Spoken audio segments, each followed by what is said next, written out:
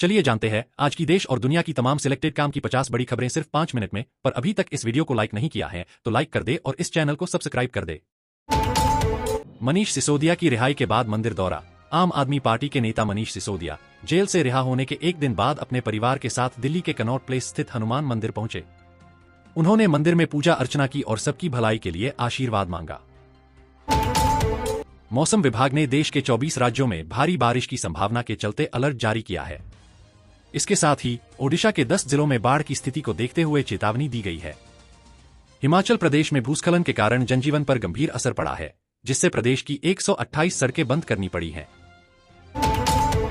वक्फ संशोधन विधेयक की जांच के लिए एक संयुक्त संसदीय समिति जेपीसी का गठन किया गया है, जिसमें कुल 31 सदस्य शामिल हैं। इनमें से 21 सदस्य लोकसभा से और 10 सदस्य राज्यसभा से हैं। जेपीसी का गठन संसद द्वारा किसी विशेष मुद्दे या विधेयक की गहन जांच के लिए किया जाता है। वक्फ विधेयक क्या है जानेंगे अगली वीडियो में विस्तार से, तो चैनल को अभी सब्सक्राइब कर लेना। वायनाड में रहस्यमयी भूस्खलन की आवाजें। वायनाड में जमीन के नीचे से आ रही रहस्यमयी आवाजों के कारण स्थानीय लोग दहशत में हैं। जिला प्रशासन ने इलाके के लोगों को सुरक्षित स्थानों पर भेजना शुरू कर दिया है। प्रधानमंत्री नरेंद्र मोदी भी आज इस प्रभावित क्षेत्र का दौरा करेंगे। बेगूसराय में जघन्य हत्या। बिहार के बेगूसराय में एक ही परिवार के 4 सदस्यों की सोते समय गर्दन काटकर हत्या कर दी गई। मृतकों में पति, पत्नी और उनकी बेटी शामिल हैं, जबकि उनका पुत्र गंभीर रूप से घायल है। हत्यारों ने शवों पर एसिड भी डाल दिया। बांग्लादेश में शेख हसीना के बेटे की मोदी की तारीफ। बांग्लादेश की पूर्व प्रधानमंत्री शेख हसीना के बेटे सजीब वाजेद जॉय ने अमेरिका से एक वीडियो जारी किया, जिसमें उन्होंने प्रधानमंत्री नरेंद्र मोदी की प्रशंसा की। उन्होंने कहा कि उनकी मां की जान बचाने में भारत सरकार की त्वरित कार्रवाई के लिए वह आभारी हैं और भारत को वैश्विक नेतृत्व में भूमिका निभानी चाहिए। कोलकाता के एक सरकारी अस्पताल में एक प्रशिक्षु महिला चिकित्सक की संदिग्ध मौत की पोस्टमार्टम रिपोर्ट में हत्या से पहले बलात्कार किए जाने की पुष्टि हुई है। पुलिस के अनुसार यह घटना यौन उत्पीड़न के बाद हत्या का मामला है। शुक्रवार 9 अगस्त को इस महिला चिकित्सक का शव अस्पताल में मिला था। आत्महत्या की संभावना को पूरी तरह से खारिज कर दिया गया है और ताला पुलिस थाने में इस मामले को दर्ज कर लिया गया है। एक पुलिस अधिकारी ने पीटीआई को बताया कि यह मामला निश्चित रूप से आत्महत्या का नहीं है, बल्कि महिला की यौन उत्पीड़न के बाद हत्या की गई है।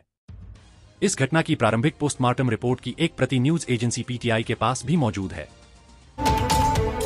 नोएडा में हाई प्रोफाइल रेव पार्टी का भंडाफोड़। नोएडा के सेक्टर 94 में स्थित सुपरनोवा बिल्डिंग में चल रही एक हाई प्रोफाइल रेव पार्टी में पुलिस ने छापेमारी कर दर्जनों युवाओं को ड्रग्स और शराब के साथ गिरफ्तार किया। ये सभी विभिन्न नामी कॉलेजों और यूनिवर्सिटीज के छात्र बताए जा रहे हैं। बांग्लादेश में हालिया हिंसक प्रदर्शनों के चलते प्रधानमंत्री शेख हसीना को सुरक्षित स्थान पर जाना पड़ा, लेकिन देश में स्थिति अब भी तनावपूर्ण बनी हुई है। मीडिया रिपोर्ट्स के अनुसार बांग्लादेश में हिंदू समुदाय को लगातार निशाना बनाया जा रहा है, जिसमें हमले, आगजनी और लूटपाट जैसी घटनाएं शामिल हैं। इस बढ़ती हिंसा के खिलाफ बांग्लादेश हिंदू जागरण मंच ने विरोध प्रदर्शन शुरू किया है। शुक्रवार को राजधानी ढाका के शाहबाग इलाके में हजारों हिंदुओं ने इकट्ठा होकर हिंसा के खिलाफ अपनी आवाज बुलंद की।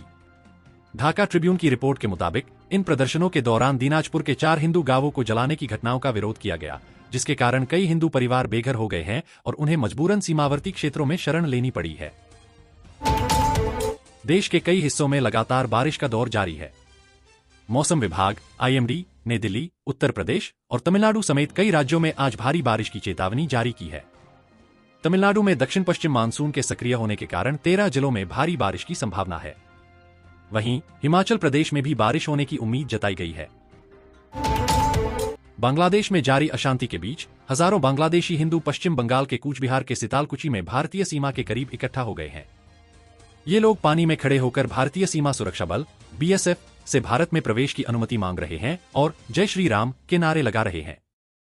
बीएसएफ सीमा सुरक्षा को लेकर सतर्क है और स्थिति पर कड़ी नजर रखे हुए है। उत्तर 24 परगना में भी पिछले कुछ दिनों से बांग्लादेश से लोग भारतीय सीमा की ओर आ रहे हैं। मंकीपॉक्स वायरस के प्रसार ने डब्ल्यूएचओ की चिंताओं को और बढ़ा दिया है, जिससे इमरजेंसी बैठक बुलाने की नौबत आ गई है।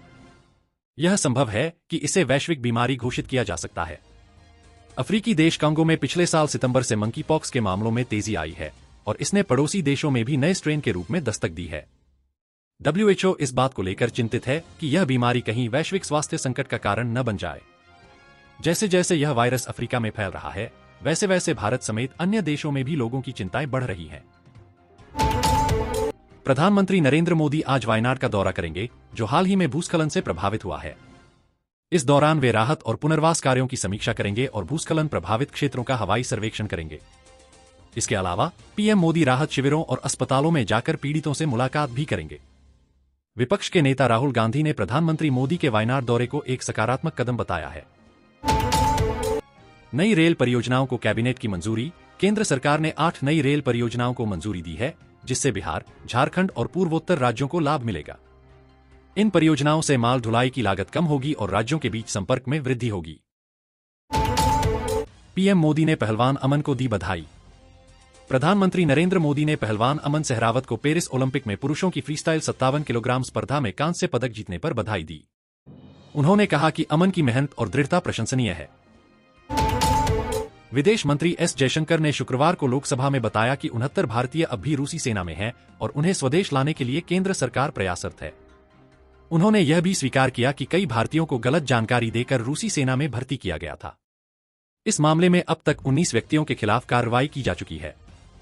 सरकार इस स्थिति को गंभीरता से लेकर इन भारतीय नागरिकों की सुरक्षित वापसी सुनिश्चित करने में जुटी है। केरल के वायनाड में 30 जुलाई की रात को 2 भूस्खलनों ने भयंकर तबाही मचाई थी, जिसमें सैकड़ों लोगों की जान चली गई और कई लोग अब भी लापता हैं। इस विनाशकारी आपदा के बाद अब वहां जमीन के नीचे से आ रही रहस्यमयी आवाजों ने लोगों में डर और चिंता बढ़ा दी है। हालांकि केरल राज्य आपदा प्रबंधन प्राधिकरण ने इन आवाजों को भूकंप से संबंधित होने की संभावना को खारिज कर दिया है। जम्मू कश्मीर में चुनाव की तैयारी। जम्मू कश्मीर में विधानसभा चुनाव की घोषणा जल्द की जा सकती है। फिलहाल अमरनाथ यात्रा के समाप्त होने का इंतजार किया जा रहा है, जिसके बाद चुनाव की घोषणा संभव है। एनआईए की बड़ी सफलता। खालिस्तानी आतंकवादी तरसेम सिंह को यूएई से प्रत्यर्पण के बाद भारत लाया गया और गिरफ्तार किया गया। तरसेम सिंह पर जून 2023 से गैर जमानती वारंट जारी था। गाजा में इजरायली हमले में 100 से अधिक की मौत। इजरायल ने गाजा के एक स्कूल पर हवाई हमला किया, जिसमें 100 से अधिक फलस्तीनी नागरिक मारे गए हैं। इस हमले में कई दर्जनों लोग घायल हुए हैं।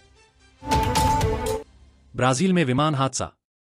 ब्राजील में एक बड़ा विमान हादसा हुआ, जिसमें 62 लोगों की मौत हो गई।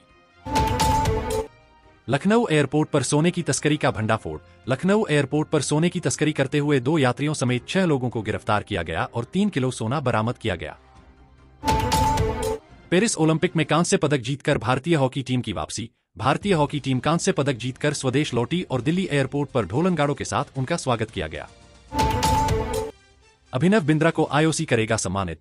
ओलंपिक ऑर्डर से सम्मानित होने वाले अभिनव बिंद्रा को आज आईओसी सम्मानित करेगा। इंदिरा गांधी को भी यह अवार्ड मिल चुका है। नीट पीजी का पेपर। कल नीट पीजी का पेपर होने वाला है। परीक्षा केंद्र पर आवश्यक दस्तावेज साथ लेकर जाना अनिवार्य होगा, अन्यथा प्रवेश नहीं मिलेगा। दोस्तों, ऐसे ही लेटेस्ट न्यूज प्राप्त करने के लिए अभी हमारे चैनल को सब्सक्राइब कर ले। धन्यवाद।